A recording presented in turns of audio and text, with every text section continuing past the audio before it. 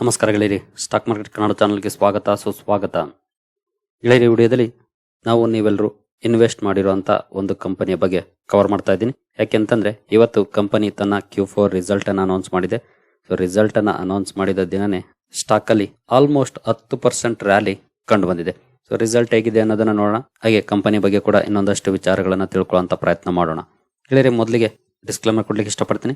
Stock ಅನ್ನು ನಾನು recommend ಮಾಡ್ತಿಲ್ಲ. ನೀವು ಫರ್ದರ್ ಸ್ಟಡಿ ಮಾಡಿ ಡಿಸಿಷನ್ ತಗೊಳ್ಬಹುದು. ಆಸ್ ಎ ಎಜುಕೇಶನಲ್ ಪರ್ಪಸ್ ನಾನು ಈ ವಿಡಿಯೋನ ನಿಮ್ಮ ಮುಂದೆ ತರ್ತಾ ಇದ್ದೀನಿ. ಸೊ ಗೆಳೆಯರಿ, ಆ ಕಂಪನಿ ಯಾವುದು ಅಂತ ನಿಮ್ಗೆ ಈಗಾಗಲೇ ಗೊತ್ತಾಗಿರ್ಬೋದು. ನೀವು ಇಲ್ಲಿ ನೋಡ್ಬೋದು REC ಲಿಮಿಟೆಡ್.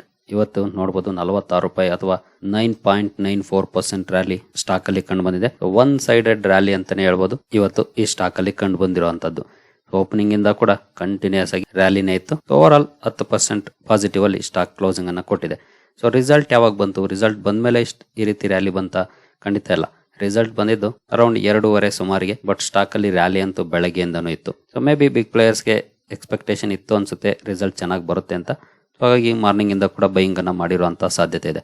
ಬಟ್ ನೋಡೋಣ ರಿಸಲ್ಟ್. ನಾನು ಕೂಡ ಇಲ್ಲಿವರೆಗೂ ನೋಡಿಲ್ಲ ರಿಸಲ್ಟ್ ಹೇಗಿದೆ ಅಂತ. ಸೊ ನೋಡೋಣ ಬನ್ನಿ. ಸೊ ಟೈಮ್ ಕೂಡ ನೀವು ಇಲ್ಲಿ ನೋಡಬಹುದು. ಇವತ್ತಿನ ಡೇಟು ಹಾಗೆ 14.38 ಅಂದ್ರೆ 2:38ಕ್ಕೆ ಕಂಪನಿ ತನ್ನ ರಿಸಲ್ಟ್ ಅನ್ನ BSE ಗೆ ಸಬ್ಮಿಟ್ ಮಾಡಿದೆ. ಸೊ ಬನ್ನಿ ರಿಸಲ್ಟ್ ನೋಡೋಣ. ಗೆಳೆಯರೆ, ಕಂಪನಿ ಡಿವಿಡೆಂಡ್ ಕೂಡ ಅನೌನ್ಸ್ ಮಾಡಿದೆ. ನೀವು ಇಲ್ಲಿ ನೋಡಬಹುದು 5 rupees per share dividend announce ಮಾಡಿದೆ. ಹಾಗೆ this is in addition to the interim dividend of ₹11 per share. 11 ರೂಪಾಯಿ ಡಿವಿಡೆಂಡ್, ಅದರಲ್ಲೂ ಎಸ್ಪೆಷಲಿ ಇಂಟರಿಮ್ ಡಿವಿಡೆಂಡ್ ಅನೌನ್ಸ್ ಮಾಡಿದೆ ಈಗಾಗಲೇ. ಅದಕ್ಕೆ ಅಡಿಷನ್ ಆಗಿ 5 ರೂಪೀಸ್ ಡಿವಿಡೆಂಡ್ ಕೂಡ ಈಗ ಅನೌನ್ಸ್ ಮಾಡಿದೆ. ಫೈನಲ್ ಡಿವಿಡೆಂಡ್ ಇದು. ಶೇರ್ ಹೋಲ್ಡರ್ಸ್ ಅಪ್ರೂವಲ್ ಬೇಕಾಗುತ್ತೆ. ಶೇರ್ ಹೋಲ್ಡರ್ಸ್ ಅಪ್ರೂವಲ್ ಕೊಟ್ಟ ಮೇಲೆ ಶೇರ್ ಹೋಲ್ಡರ್ಸ್ಗೆ ಕ್ರೆಡಿಟ್ ಆಗುತ್ತೆ. ಎರಡನ್ನು ಸೇರಿಸಿದ್ರೆ ಟೋಟಲ್ 16 ರೂಪೀಸ್ ಪರ್ ಶೇರ್ ಆಗುತ್ತೆ. ಹಾಗೆ ಕಂಪನಿ 2 ಸಬ್ಸಿಡಿಯರಿ ಕೂಡ ಇನ್ಕಾರ್ಪೊರೇಟ್ ಮಾಡಿದೆ. ನೀವು ಇಲ್ಲಿ ನೋಡಬಹುದು incorporation of project specific special purpose vehicles. Only one it subsidiary of REC power development and consultancy limited ಇದನ್ನು ಕೂಡ ಇನ್ಕಾರ್ಪೊರೇಟ್ ಮಾಡಿದೆ. ಈಗ ಕಂಪನಿಯ ಕನ್ಸಾಲಿಡೇಟೆಡ್ ನಂಬರ್ಸ್ ಅನ್ನು ಓಪನ್ ಮಾಡಿದ್ದೀನಿ. ಸೊ ಸೀಕ್ವೆನ್ಸ್ ನೋಡಬಹುದು. ಮಾರ್ಚ್, ಡಿಸೆಂಬರ್, ಮಾರ್ಚ್ ಇದೆ. ಇದು 2023, ಇದು 2024 ಕರೆಂಟ್ ಕ್ವಾರ್ಟರ್ Q4. ನಾವು ಟೋಟಲ್ ಇನ್ಕಮ್ ಅನ್ನು ನೋಡೋದಾದ್ರೆ ಇಲ್ಲಿ ಮೆನ್ಷನ್ ಮಾಡಿರುವಂತ ಎಲ್ಲ ಅಮೌಂಟ್ ಕೂಡ ಕ್ರೋರ್ಸ್ ಅಲ್ಲಿ ಇದೆ, ಕೋಟಿಗಳಲ್ಲಿ. ನೀವು ಇಲ್ಲಿ ನೋಡಬಹುದು ರೂಪೀಸ್ ಇನ್ ಕ್ರೋರ್ಸ್. ಟೋಟಲ್ ಇನ್ಕಮ್ ನೋಡಬಹುದು. ಲಾಸ್ಟ್ ಇಯರ್ 10,254 ಕೋಟಿ ಇತ್ತು. ಲಾಸ್ಟ್ ಕ್ವಾರ್ಟರ್ ಅಲ್ಲಿ 12,071 ಕೋಟಿ. ಈಗ 12,706 ಕೋಟಿ. ಇಯರ್ ಆನ್ ಇಯರ್ ಆಗ್ಬೋದು ಅಥವಾ ಕ್ವಾರ್ಟರ್ ಆನ್ ಕ್ವಾರ್ಟರ್ ಆಗ್ಬೋದು. ಎರಡು ಕಡೆ ಕೂಡ ಒಳ್ಳೆ ಪರ್ಫಾರ್ಮೆನ್ಸ್ ಅನ್ನ ಕೊಟ್ಟಿದೆ. ಗ್ರೋತ್ ಇದೆ year on year and quarter on quarter. ಅದನ್ನ ನಾವಿಲ್ಲಿ ಕ್ಲಿಯರ್ ಆಗಿ ನೋಡಬಹುದು. ನಂತರ ಎಕ್ಸ್ಪೆನ್ಸಸ್ ಬರುತ್ತೆ. ಟೋಟಲ್ ಎಕ್ಸ್ಪೆನ್ಸಸ್ ನೋಡೋದಾದ್ರೆ ಹಿಂದಿನ ವರ್ಷ 6,353 ಕೋಟಿ ಖರ್ಚಾಗಿತ್ತು. ಹಿಂದಿನ ಕ್ವಾರ್ಟರ್ಲಿ 7,899 ಕೋಟಿ. ಈಗ 7,477 ಕೋಟಿ. ಇಲ್ಲಿ ಒಂದು ಅಡ್ವಾಂಟೇಜ್ ಕೂಡ ಇದೆ ನೋಡಬಹುದು. ರೆವಿನ್ಯೂ ಜಾಸ್ತಿ ಆಗಿದೆ, ಖರ್ಚು ಕಡಿಮೆ ಆಗಿದೆ. ಅದೊಂದು ಪ್ಲಸ್ ಪಾಯಿಂಟ್ ಅಂತಾನೆ ಹೇಳ್ಬೋದು ಕಂಪನಿಗೆ. ನಂತರ ಇನ್ಕಮ್ ಇಂದ ಎಕ್ಸ್ಪೆನ್ಸಸ್ ನ ಕಳೆದ್ಮೇಲೆ ನಮಗೆ PBT ಬರುತ್ತೆ, ಬಿಫೋರ್ ಟ್ಯಾಕ್ಸ್ ಪ್ರಾಫಿಟ್. ಸೊ ಹಿಂದಿನ ವರ್ಷ ನೋಡಬಹುದು 3,901 ಕೋಟಿ ಇತ್ತು ಕಂಪನಿಯ ಪ್ರಾಫಿಟ್ ಅಥವಾ PBT. ಹಿಂದಿನ ಕ್ವಾರ್ಟರ್ಲಿ 4,171 ಕೋಟಿ. ಈಗ 5,229 ಕೋಟಿ. ಇಲ್ಲೂ ಅಷ್ಟೇ ಕ್ಲಿಯರ್ ಆಗಿ ಇಯರ್ ಆನ್ ಇಯರ್ ಆಗ್ಬೋದು ಅಥವಾ ಕ್ವಾರ್ಟರ್ ಆನ್ ಕ್ವಾರ್ಟರ್ ಆಗ್ಬೋದು ಇಂಪ್ರೂವ್ಮೆಂಟ್ಸ್ ಇದೆ. ಕಂಪನಿ ಗ್ರೋತ್ ಅನ್ನ ತೋರಿಸಿದೆ. ಅದನ್ನ ನಾವಿಲ್ಲಿ ಕ್ಲಿಯರ್ ಆಗಿ ನೋಡಬಹುದು. ಸೊ ನಂತರ ವೇರಿಯಸ್ ಎಕ್ಸ್ಪೆನ್ಸಸ್ ಬರುತ್ತೆ, ಅಂದ್ರೆ ಟ್ಯಾಕ್ಸ್ ಎಕ್ಸ್ಪೆನ್ಸಸ್. ಟ್ಯಾಕ್ಸ್ ಎಕ್ಸ್ಪೆನ್ಸಸ್ ಎಲ್ಲ ಕಳೆದ ಮೇಲೆ ನಮಗೆ net profit for the period ಬರುತ್ತೆ. ಸೊ ನೀವು ಇಲ್ಲಿ ನೋಡಬಹುದು ಈ ಕಾಲಮ್ ಅನ್ನ. ಹಿಂದಿನ ವರ್ಷ 3,065 ಕೋಟಿ ಇತ್ತು ಕಂಪನಿಯ ನೆಟ್ ಪ್ರಾಫಿಟ್. ಈಗಲ್ಲ ಹಿಂದಿನ ಕ್ವಾರ್ಟರ್ಲಿ 3,308 ಕೋಟಿ. ಈಗ 4,079 ಕೋಟಿ. ಇಲ್ಲೂ ಕೂಡ ಕ್ಲಿಯರ್ ಆಗಿ ಇಯರ್ ಆನ್ ಇಯರ್ ಆಗ್ಬೋದು ಅಥವಾ ಕ್ವಾರ್ಟರ್ ಆನ್ ಕ್ವಾರ್ಟರ್ ಆಗ್ಬೋದು. ಕಂಪನಿಯ ಪರ್ಫಾರ್ಮೆನ್ಸ್ ತುಂಬಾ ಚೆನ್ನಾಗಿದೆ, ಜೊತೆಗೆ ಇಂಪ್ರೂವ್ ಆಗಿದೆ. ಇದು ತುಂಬಾ ಒಳ್ಳೆ ಲಕ್ಷಣ ಅಂತ ಹೇಳ್ಬೋದು ಯಾವುದೇ ಕಂಪನಿಯ ನಂಬರ್ಸ್ ಅನ್ನ ನಾವು ಸ್ಟಡಿ ಮಾಡುವಾಗ.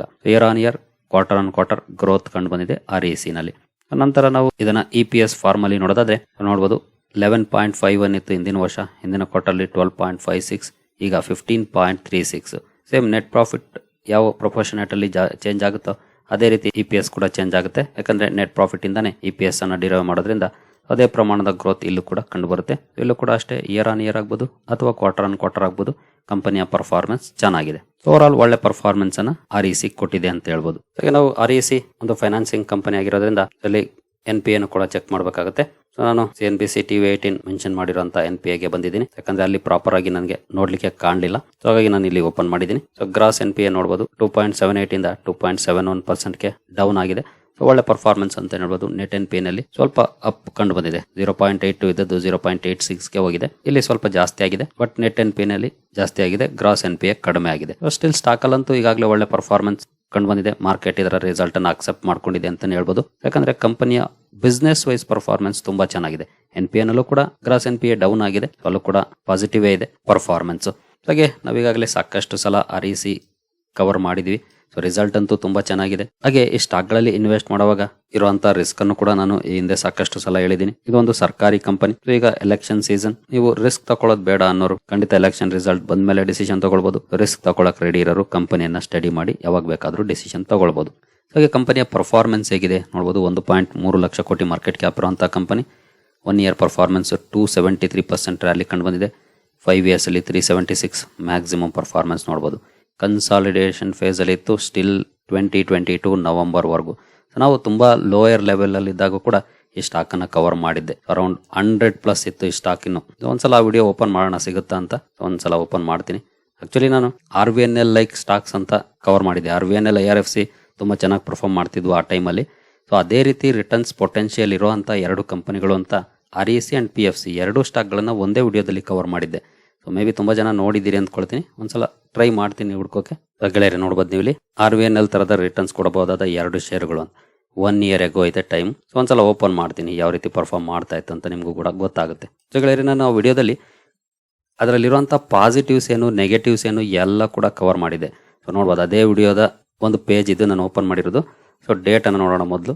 ನೀವು ಇಲ್ಲಿ ನೋಡ್ಬೋದು ಜನವರಿ 4, 2023 ಡೇಟ್ ವಿಡಿಯೋ ಕವರ್ ಮಾಡಿರುವಂತ ಡೇಟ್. ಈ 2 ಕಂಪನಿಗಳಲ್ಲಿ ಇರುವಂತ ಪಾಸಿಟಿವ್ಸ್ ಏನು ಅನ್ನೋದನ್ನ ನಾನು ಕವರ್ ಮಾಡಿದ್ದೆ. ಸೊ ನೀವು ಇಲ್ಲಿ ನೋಡ್ಬೋದು ಪಾಸಿಟಿವ್ ಪಾಯಿಂಟ್ಸ್, ರಿಫಾರ್ಮ್ಸ್ ಆಗ್ಬೋದು, ಗ್ರೋತ್ ಆಪರ್ಚುನಿಟಿ ಆಗ್ಬೋದು, ಜೊತೆಗೆ power demand, reasonable valuations, good dividend yield.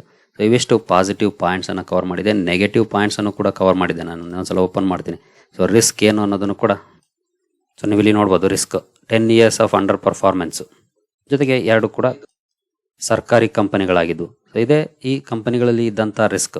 So ಆ ಎಲ್ಲ ಪಾಯಿಂಟ್ಗಳನ್ನ ನಾನು ಈ ವಿಡಿಯೋದಲ್ಲಿ ಮೆನ್ಷನ್ ಮಾಡಿದ್ದೆ. 1 ಇಯರ್ ಹಿಂದಿನ ವಿಡಿಯೋ ಅಂದರೆ ಜನವರಿ 4, 2023. ಸೊ ಆಗ ಸ್ಟಾಕ್ ಪ್ರೈಸ್ ಎಷ್ಟಿತ್ತು ತುಂಬ ವಿಚಾರನ ತಿಳಿಸ್ಕೊಟ್ಟಿದ್ದೆ. ಗೆಳೆಯರು ನೋಡ್ಬೋದು REC ಓಪನ್ ಮಾಡಿದ್ದೀನಿ 121 ರೂಪಾಯಿ. ಸೊ 121 ರುಪೀಸ್ ಇದ್ದಂಥ ಸ್ಟಾಕ್. ಸೊ ಹಾಗೆ ಅದರಲ್ಲೂ ಮ್ಯಾಕ್ಸಿಮಮ್ ಚಾರ್ಟ್ ಕೂಡ ಓಪನ್ ಮಾಡಿದ್ದೀನಿ. ನೀವು ಇಲ್ಲಿ ಯಾವ ರೀತಿ ಪರ್ಫಾರ್ಮೆನ್ಸ್ ಇತ್ತು ಅಂತ. Same flat performance. ಕಳೆದ 10 ವರ್ಷಗಳಲ್ಲಿ ಯಾವುದೇ ರೀತಿಯ ಒಳ್ಳೆ ರಿಟರ್ನ್ಸ್ ಈ ಸ್ಟಾಕ್ಗಳಲ್ಲಿ ಸಿಕ್ಕಿರಲಿಲ್ಲ. REC ಆಗ್ಬೋದು. ನಾನು PFCನೂ ಕೂಡ ಓಪನ್ ಮಾಡ್ತೀನಿ. ಸೊ ಗೆಳೆಯರೆ PFC ನೋಡ್ಬೋದು 154 ರುಪೀಸ್ ಟ್ರೇಡ್ ಆಗ್ತಾ ಇತ್ತು. ಇಲ್ಲಿನ ಲಾಂಗ್ ಟರ್ಮ್ ಚಾರ್ಟ್ ಕೂಡ ನೋಡ್ಬೋದು ಮ್ಯಾಕ್ಸಿಮಮ್ ಚಾರ್ಟ್ ಯಾವ ರೀತಿ ಇತ್ತು ಅಂತ.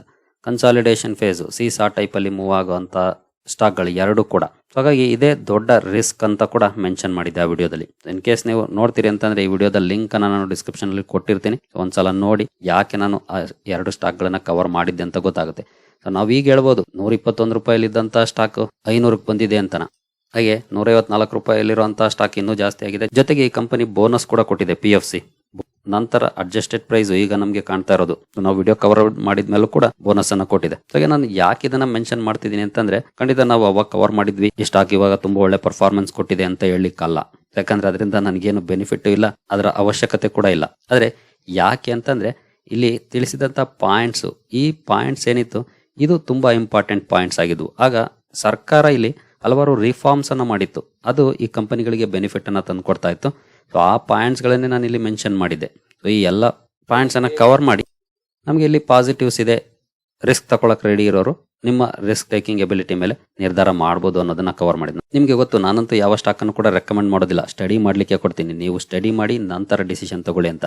ಸೊ ನಮ್ಗಂತೂ ತುಂಬಾನೇ ಲೋಯರ್ ಲೆವೆಲ್ ಅಲ್ಲಿ ಒಳ್ಳೆ ಜಮ್ಗಳು ಸಿಕ್ಕಿದ್ವು ಅಂತಾನೆ ಹೇಳ್ಬೋದು PFC ಅಂಡ್ REC. ಹಾಗೆ ಖಂಡಿತ ನನಗೂ ಕೂಡ ಎಕ್ಸ್ಪೆಕ್ಟೇಷನ್ ಇರಲಿಲ್ಲ ಈ ರೀತಿ ಪರ್ಫಾರ್ಮೆನ್ಸ್ ಬರುತ್ತೆ ಅಂತ. ಸೊ ಮೇ ಬಿ ಡಬಲ್ ಆಗ್ಬೋದು ಸ್ಟಾಕ್ ಗಳು ಅಂದ್ಕೊಂಡಿದ್ವಿ. ಬಟ್ ಡಬಲ್ ಟ್ರಿಪಲ್ ಅದಕ್ಕಿಂತ ಜಾಸ್ತಿನೇ ಆಗೋಗ್ಬಿಟ್ವು ಸ್ಟಾಕ್ ಗಳು. ಸೊ ಇಲ್ಲಿ ನಮ್ಗೆ ಅರ್ಥ ಆಗೋದೇನಂತಂದ್ರೆ ಕಂಪನಿಗಳ ಬಗ್ಗೆ ನಾವು ಹೆಚ್ಚಿನ ವಿಚಾರವನ್ನ ತಿಳ್ಕೊಂಡು ಇನ್ವೆಸ್ಟ್ ಮಾಡಿದ್ರೆ ಖಂಡಿತ ನಮಗೆ ಒಳ್ಳೆ ರಿಟರ್ನ್ಸ್ ಸಿಗುತ್ತೆ ಅನ್ನೋದು. ಜೊತೆಗೆ 2 ಕೂಡ ಸರ್ಕಾರಿ ಕಂಪನಿಗಳು. ಎಲ್ಲ ಸರ್ಕಾರಿ ಕಂಪನಿಗಳು ತುಂಬಾ ಒಳ್ಳೆ ಪರ್ಫಾರ್ಮೆನ್ಸ್ ಅನ್ನ ಕೊಟ್ಟಿದ್ದಾವೆ ಲಾಸ್ಟ್ ಇಯರ್, ನಿಮ್ಗೆ ಗೊತ್ತಿದೆ ಅದು. ಹಾಗಾಗಿ ಈ ಸ್ಟಾಕ್ ಗಳು ಕೂಡ ತುಂಬಾ ಒಳ್ಳೆ ಪರ್ಫಾರ್ಮೆನ್ಸ್ ಅನ್ನೇ ಕೊಟ್ಟಿದ್ದಾವೆ ಅಂತ ಹೇಳ್ಬೋದು. ಸೊ ನಂತರ ಈ ಕಂಪನಿ ಬಗ್ಗೆ ಇನ್ನೊಂದಷ್ಟು ವಿಚಾರವನ್ನ ತಿಳ್ಕೊಳ್ಳೋದಾದ್ರೆ ನಿಮ್ಗೆ ಈಗಾಗಲೇ ಗೊತ್ತಿದೆ, ಕಂಪನಿ ಪವರ್ ಸೆಕ್ಟರ್ ಅಲ್ಲಿ ಕೆಲಸ ಮಾಡುವಂತ ಕಂಪನಿ. ಎಸ್ಪೆಷಲಿ ಫೈನಾನ್ಸಿಂಗ್ ಅನ್ನ ಮಾಡುತ್ತೆ. ಮುಂಚೆ ಬರೀ ಪವರ್ ಸೆಕ್ಟರ್ ಗೆ ಮಾತ್ರ ಫೈನಾನ್ಸಿಂಗ್ ಅನ್ನ ಮಾಡ್ತಿತ್ತು.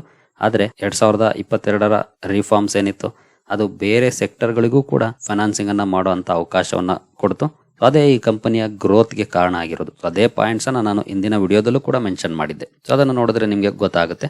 ಹಾಗೆ ಪ್ರಾಫಿಟ್ ಅಂಡ್ ಲಾಸ್ ಅಕೌಂಟ್ಗೆ ಬಂದ್ರೆ 2015ರಿಂದ ಡೇಟಾ ಇದೆ ನೋಡಬಹುದು. 20,544 ಕೋಟಿಯಿಂದ ಶುರುವಾಗಿ ಕಂಪನಿಯ ಪರ್ಫಾರ್ಮೆನ್ಸ್ ಯಾವ ರೀತಿ ಇದೆ ಅಂತ 18ರಲ್ಲಿ ಡೌನ್ ಆಯಿತು ಪರ್ಫಾರ್ಮೆನ್ಸ್, 19ರಲ್ಲಿ ಮತ್ತೆ ಕಮ್ ಬ್ಯಾಕ್, 20 ತುಂಬಾ ಸ್ಟ್ರಾಂಗ್ ಪರ್ಫಾರ್ಮೆನ್ಸ್, 21 ಕೂಡ ಒಳ್ಳೆ ಪರ್ಫಾರ್ಮೆನ್ಸ್, 22, 23, 24 ಸೊ ಕಂಟಿನ್ಯೂಸ್ ಆಗಿ ಒಳ್ಳೆ ಪರ್ಫಾರ್ಮೆನ್ಸ್ ಅನ್ನು ಕೊಡ್ತಾ ಇದೆ. ಎಸ್ಪೆಷಲಿ 24ರಲ್ಲಿ ನೋಡಬಹುದು ಯಾವ ರೀತಿ ಕಂಪನಿಯ ರೆವೆನ್ಯೂ ಅಪ್ ಆಗಿದೆ ಅಂತ.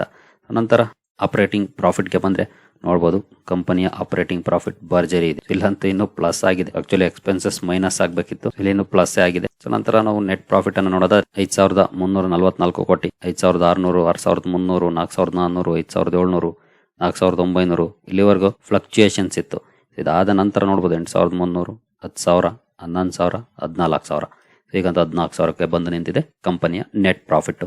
ಸೊ ಎಷ್ಟು ಲಾಭವನ್ನು ಮಾಡುವಂತ ಕಂಪನಿ ಒಳ್ಳೆ ಡಿವಿಡೆಂಡ್ ಕೂಡ ಕೊಡುತ್ತೆ. ಸೊ ನಾನು ಈ ವಿಷಯನೂ ಕೂಡ ಕವರ್ ಮಾಡಿದ್ದೀನಿ. ಚಿನ್ನದ ಮೊಟ್ಟೆ ಇಡೋ ಕೋಳಿಗಳಿದ್ದಂಗೆ ಈ ಸ್ಟಾಕ್ಗಳು ಅಂತ, ಯಾಕಂದ್ರೆ ಒಳ್ಳೆ ರಿಟರ್ನ್ಸ್ ಕೂಡ ಸಿಗ್ತಿದೆ, ಒಳ್ಳೆ ಡಿವಿಡೆಂಡ್ ಕೂಡ ಸಿಗುತ್ತೆ. So double dhamaka. ಸೊ ಈ ರಿಟರ್ನ್ ಅಂಡ್ ಇಕ್ವಿಟಿ ನೋಡಬಹುದು ತುಂಬಾ ಒಳ್ಳೆ ಪರ್ಫಾರ್ಮೆನ್ಸ್ ಇದೆ. ಒಂದು ಸರ್ಕಾರಿ ಕಂಪನಿ ಆಗಿದ್ರು ಕೂಡ ಇತ್ತೀಚಿನ ಒಳ್ಳೆ ಪರ್ಫಾರ್ಮೆನ್ಸ್ ನಂತರ ಮೋರ್ ದನ್ 20 ಇದೆ ROE. CAGR ಅಂತೂ ಹೇಳೋ ಹಾಗೆ ಇಲ್ಲ, ಯಾಕಂದ್ರೆ ಒಳ್ಳೆ ಪರ್ಫಾರ್ಮೆನ್ಸ್ ಕಂಡು ಬಂದಿರೋದ್ರಿಂದ ಸೊ ಆಬ್ವಿಯಸ್ಲಿ CAGR ಚೆನ್ನಾಗಿರುತ್ತೆ. ಪ್ರಾಫಿಟ್ ಗ್ರೋತ್ ತುಂಬಾ ಚೆನ್ನಾಗಿ ಕಂಡು ಬರ್ತಾ ಇದೆ ಇತ್ತೀಚಿನ ದಿನಗಳಲ್ಲಿ. ಸೇಲ್ಸ್ ಗ್ರೋತ್ ಅಲ್ಲೂ ಕೂಡ ತುಂಬಾ ಒಳ್ಳೆ ಗ್ರೋತ್ ಕಂಡು ಬರ್ತಾ ಇದೆ. ಸೊ ಓವರ್ ಆಲ್ ಒಳ್ಳೆ ಪರ್ಫಾರ್ಮೆನ್ಸ್ ಇದೆ. ನಂತರ ನಾವು ಶೇರ್ ಹೋಲ್ಡಿಂಗ್ ಪ್ಯಾಟರ್ನ್ಗೆ ಬಂದ್ರೆ ಪ್ರಮೋಟರ್ ಹೋಲ್ಡಿಂಗ್ 52.63% ಇದೆ, FIS 19.91% ಅಥವಾ 20% ಅಂತ ಹೇಳ್ಬೋದು round figure, DIS 15%, public around 12% holding ಇದೆ. So decent share holding pattern ಅಂತ ಹೇಳ್ಬೋದು. ಈಗ ಪ್ರಮೋಟರ್ ಅಲ್ಲಿ ಕ್ಲಿಕ್ ಮಾಡಿದ್ರೆ power finance corporation, president of India, so PFCನೇ ಇದರ ಹೋಲ್ಡಿಂಗ್ ಕಂಪನಿ. ಇಂಟ್ರೆಸ್ಟ್ ಇರೋರು ಬೇಕಿದ್ರೆ ಈ ಕಂಪನಿಯನ್ನ ಸ್ಟಡಿ ಮಾಡಬಹುದು. ಹಾಗೆ ನೆಕ್ಸ್ಟ್ ಇಯರ್ ಅಲ್ಲೂ ಕೂಡ ಕಳೆದ ವರ್ಷ ಸಿಕ್ಕಂತ ರಿಟರ್ನ್ಸ್ ಸಿಗುತ್ತೆ ಅಂತ ಖಂಡಿತ ಹೇಳಲಿಕ್ಕೆ ಆಗೋದಿಲ್ಲ. ಅದಕ್ಕಿಂತ ಜಾಸ್ತಿನೂ ಸಿಗ್ಬೋದು, ಕಡಿಮೆನೂ ಸಿಗ್ಬೋದು, ಮೈನಸ್ ಆಗ್ಬೋದು. ಎಲ್ಲ ರೀತಿಯ ಚಾನ್ಸಸ್ ಇರುತ್ತೆ. ನಾವಂತೂ ತುಂಬಾ ಲೋಯರ್ ಲೆವೆಲ್ ಅಲ್ಲಿ ಕ್ಯಾಚ್ ಮಾಡಿವಿ, ಬಟ್ ನಮಗೂ ಕೂಡ ಗೊತ್ತಿರಲಿಲ್ಲ ಈ ರೀತಿ ಪರ್ಫಾರ್ಮೆನ್ಸ್ ಕಂಡು ಬರುತ್ತೆ ಅಂತ.